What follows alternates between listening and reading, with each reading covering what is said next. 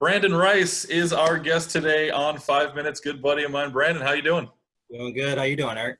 I'm doing well. I need a haircut. Hopefully I'll be able to get that taken care of soon. All right, what's your topic today for us?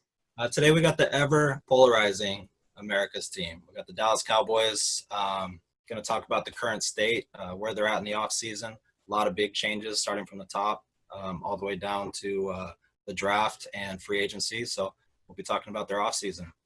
Perfect. I love it. You know, they are one of the most polarizing teams of all time. We know that, and I'm shocked that we're going to talk about that considering the sweatshirt you're wearing. All right, let's put 5 minutes on the clock and get it going, talking about the Cowboys. So, like we say, this is a team that always has high expectations.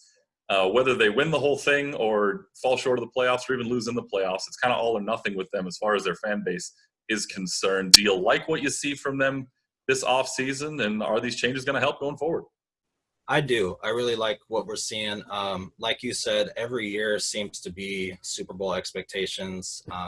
Often probably pretty ignorantly, I'm going to say, because there's not a lot to go off of. But this year it seems legitimate. Yeah, I know the big thing with them obviously was the head coaching change. Dak is still in limbo with his contract situation, but I know that you like what they've done at the head coaching spot. I do. I like Mike McCarthy a lot. I wasn't a big Jason Garrett head coach fan. I like Jason Garrett the man, but not so much the head coach. Just kind of a 500 guy, not a lot of adaptability or adjustments week to week or year to year. One thing I really like about Mike McCarthy coming in, he's the third head coach in the Jerry Jones era to be given roster control, Yep. which is huge because you look back, Jimmy Johnson had roster control. He built that dynasty that won 3 Super Bowls. Bill Parcells had some control, 3 winning seasons in 4 years. Discovered Tony Romo. So there's a lot of promise there with McCarthy I'm excited about.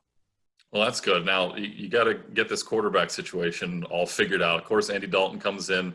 He's a capable guy, and maybe that should worry Dak a little bit if he doesn't accept a deal, but he hasn't seemed to back down from that, and he's kind of holding on the front there to not sign what he doesn't want. Yeah, he wants the 4-year deal, and rightfully so. The TV contracts are ending in 2023. The 17th game is being discussed and added by then. So the CBA and the language will change entirely. So he's smart to want 4 years. As of, I believe, Tuesday, earlier this week, Dak made some adjustments on the 5th year, said he's willing to come into a 5th year if the Cowboys will raise that 5th annual year price tag, which would be $45 million. Yep. Sounds like a lot, but projecting where the quarterbacks will be in 5 years, it might be a bargain. So you never know. So do you think Andy Dalton was signed as an insurance policy in case Dak doesn't sign, or is he going to be there to help if Dak does sign? Probably a little bit of both. Dak is very durable, has not missed a game yet. So if he does sign, you expect him to play 16 games. I fully expect Dalton to hold the clipboard and kind of be a second coach for Dak.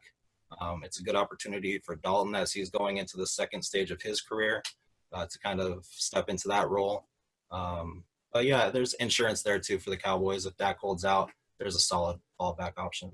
Of course, a lot of the focus is always on the offense with the Cowboys. That's the flashy part, right? That's what turned them into America's team. But what about defensively? How do you like what they're doing on the other side of the football?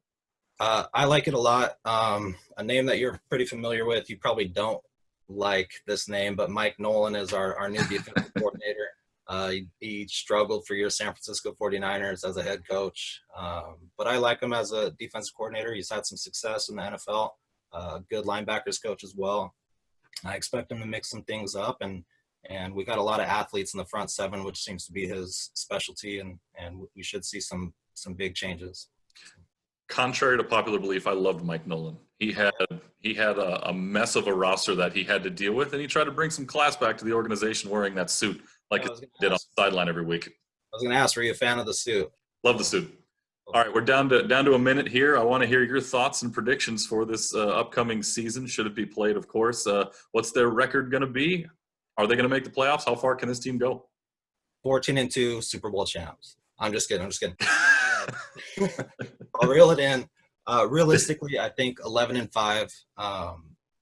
one bad loss, 10-6, one good win, 12-4. I think that's kind of a realistic standpoint. I think they made some great changes from the coaching staff, the free agency, great draft class. So yeah, I say 11-5.